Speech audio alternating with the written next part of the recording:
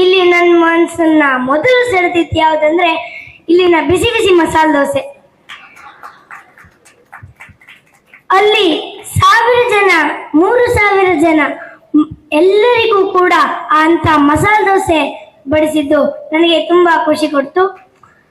ಹಾಗೆ ಆಶ್ಚರ್ಯವೂ ಕೂಡ ಆಯಿತು. ಹಾಗೆ ತುಂಬಾ ಸೆಷನ್ಗಳು ನಡೀತು.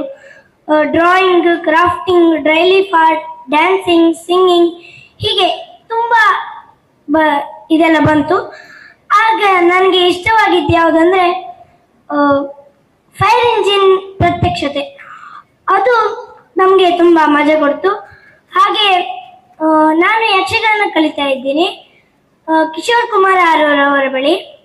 ಇಲ್ಲಿ ಅಶ್ವಿನಿ ಕೊಂಡದ ಕುಳಿ ಅವರ ಮುಂದೆ ಜೊತೆ ಹೆಜ್ಜೆ ಹಾಕಿದ್ದು ನನಗೆ ತುಂಬಾ ಖುಷಿ ಕೊಡ್ತು. ಹಾಗೆ ಇಲ್ಲಿನ ಊಟ ತುಂಬಾ ಚೆನ್ನಾಗಿತ್ತು. ಒಂದ್ ದಿವಸ ಗೋಬಿ ಮಂಚೂರಿ ಅದೆಲ್ಲ ಮಾಡಿದ್ರು. ಆವಾಗ ನೀವು ಬೈಕೊಳ್ತೀರೋ ಏನೋ, ಸುಮಾರು ಜನ ತಿಂದಿದ್ವಿ ಮಾತ್ರ. ಆಮೇಲೆ ಬೂಟ್ ಕ್ಯಾಂಪ್ ಈ ಉಡುಪಿ ಜಿಲ್ಲೆ ಹಾಗೂ ಕುಂದಾಪುರ ತಾಲೂಕಲ್ಲಿ ಮೊದಲನೇ ಬಾರಿಗೆ ಈ ಬೂಟ್ ಕ್ಯಾಂಪ್ ನಡೀತಾ ಇದೆ. ಅದು ನನಗೆ ಮೊದಲನೇ ಬಾರಿ ನಾನು ಕಂಡಿದ್ದು. ಅದು ನನಗೆ ತುಂಬಾ ಖುಷಿ ಕೊಟ್ಟಿದೆ.